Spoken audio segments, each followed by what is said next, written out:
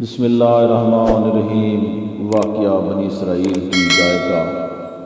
بنی اسرائیل میں سے ایک شخص نامعلوم طور پر قتل ہو جاتا ہے۔ اس کے قاتل کا کسی طرح پتہ نہیں چلتا۔ تاریخ اور تفاسیر سے جو کچھ ظاہر ہوتا ہے وہ یہ ہے کہ قتل کا سبب مال تھا یا شادی۔ بعض مفسرین کہتے ہیں کہ بنی اسرائیل میں ایک ثروت مند شخص تھا۔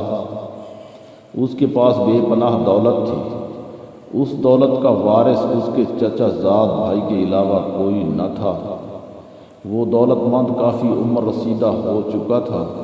اس کے چچا زاد بھائی نے بہت انتظار کیا کہ وہ دنیا سے چلا جائے تاکہ اس کا وارث بن سکے، لیکن اس کا انتظار بے نتیجہ رہا، لہذا اس نے اسے ختم کر دینے کا تہیہ کر لیا۔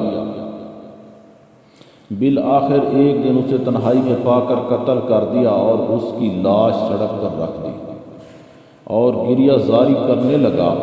پھر حضرت موسیٰ علیہ السلام کی بارگاہ میں مقدمہ پیش کیا کہ بعض لوگوں نے میرے چچا زاد بھائی کو قتل کر دیا ہے، جبکہ بعض مفسرین کے نزدیک قتل کا سبب یہ تھا کہ اپنے چچا زاد بھائی کو قتل کرنے والے نے اس سے اس کی بیٹی کا رشتہ مانگا تھا، لیکن اس نے یہ درخواست رد کر دی اور لڑکی کو بنی اسرائیل کے ایک نیک اور پاک باز نوجوان سے بیاہ دیا۔ شکست خوردہ چچا زاد بھائی نے لڑکی کے باپ کو قتل کرنے کا ارادہ کر لیا اور ایک روز چھپ کر اسے قتل کرنے میں کامیاب ہو گیا۔ اب بنی اسرائیل کے قبائل کے درمیان جھگڑا اور نزاع شروع ہو جاتا ہے۔ ان میں سے ہر ایک دوسرے قبیلے اور دیگر لوگوں کو اس کا ذمہ دار گردانتا ہے اور اپنے کو بری الذمہ قرار دیتا ہے۔ جھگڑا ختم کرنے کے لیے مقدمہ حضرت موسیٰ علیہ السلام کی خدمت میں پیش ہوتا ہے اور لوگ آپ سے اس موقع پر مشکل کشائی کی درخواست کرتے ہیں اور اس کا حل چاہتے ہیں۔ چونکہ عام اور معروف طریقوں سے اس قضیہ کا فیصلہ ممکن نہ تھا اور دوسری طرف اس کشمکش کے جاری رہنے سے ممکن تھا کہ بنی اسرائیل میں ایک عظیم فتنہ کھڑا ہو جاتا۔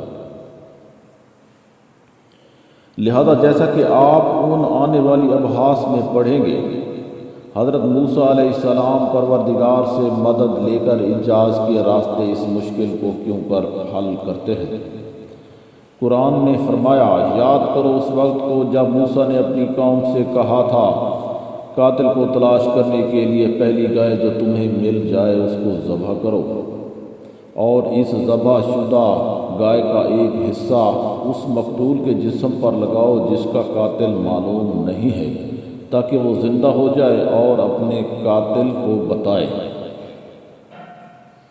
انہوں نے بطور تعجب کہا، کیا تم ہم سے تمسخر کرتے ہو؟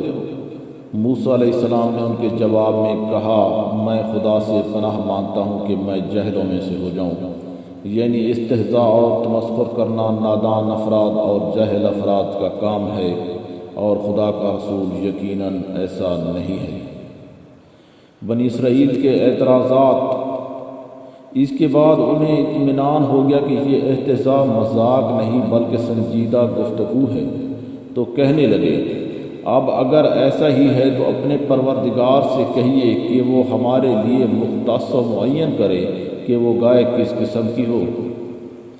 بہرحال حضرت موسیٰ علیہ السلام نے ان کے جواب میں فرمایا، خدا فرماتا ہے ایسی گائے ہو جو نہ بہت بوڑھی ہو چکی ہو کہ بیکار ہو چکی ہو، اور نہ ہی جوان بلکہ ان کے درمیان ہو۔ اس مقصد کے لیے وہ اس سے زیادہ مسئلے کو طول نہ دیں۔ بہانہ تراشی سے حکم خدا میں تاخیر نہ کریں۔ اپنے کلام کے آخر میں مزید کہا، جو تمہیں حکم دیا گیا ہے جتنی جلدی ہو سکے اسے انجام دو۔ لیکن انہوں نے پھر بھی زیادہ باتیں بنانے اور ڈٹھائی دکھانے سے ہاتھ نہیں اٹھایا اور کہنے لگے، اپنے پروردگار سے دعا کریں کہ وہ ہمارے لیے واضح کرے کہ اس کا رنگ کیسا ہو۔ حضرت موسیٰ علیہ السلام نے جواب میں کہا، وہ گائے ساری کی ساری زرد رنگ کی ہو جس کا رنگ دیکھنے والوں کو بھلا لگے۔ خلاصہ یہ کہ وہ گائے مکمل طور پر خوش رنگ اور چمکیلی ہو، ایسی دیدہ زیب کے دیکھنے والوں کو تعجب میں ڈال دے۔ تعجب کی بات یہ ہے کہ انہوں نے اس پر بھی اکتفا نہ کیا اور اس طرح ہر مرتبہ بہانہ جوئی سے کام لے کر اپنے آپ کو اور مشکل میں ڈالتے چلے گئے۔ پھر کہنے لگے اپنے پروردگار سے کہیے کہ ہمیں واضح کرے کہ یہ گائے کام کرنے کے لحاظ سے کیسی ہونی چاہیے، کیونکہ یہ گائے ہمارے لیے مبہم ہو گئی ہے۔ حضرت موسیٰ علیہ السلام نے پھر سے کہا، خدا فرماتا ہے وہ گائے ایسی ہو جو اتنی سدھائی ہوئی نہ ہو کہ زمین جوتے اور کھیت سینچے، ہر عیب سے پاک ہو، حتیٰ کہ اس میں کسی قسم کا دوسرا رنگ نہ ہو۔ اب جب کہ بہانہ سازی کے لیے ان کے پاس کوئی سوال باقی نہ تھا، جتنے سوال وہ کر سکتے تھے سب ختم ہو گئے، تو کہنے لگے اب آپ نے حق بات کہی ہے۔ پھر جسی طرح ہو سکا انہوں نے وہ گائے مہیا کی اور اسے ذبح کیا، لیکن دراصل وہ یہ کام کرنا نہیں چاہتے تھے۔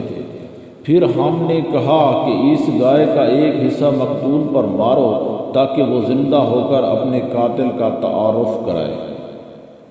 بنی اسرائیل نے ان خصوصیات کی گائے تلاش کی اور اس کو ذبح کیا اور اس کا خون مقتول کے جسم پر لگایا تو وہ زندہ ہو گیا، اور اپنے قاتل جو اس کا چچا زاد بھائی تھا شناخت کرا دی۔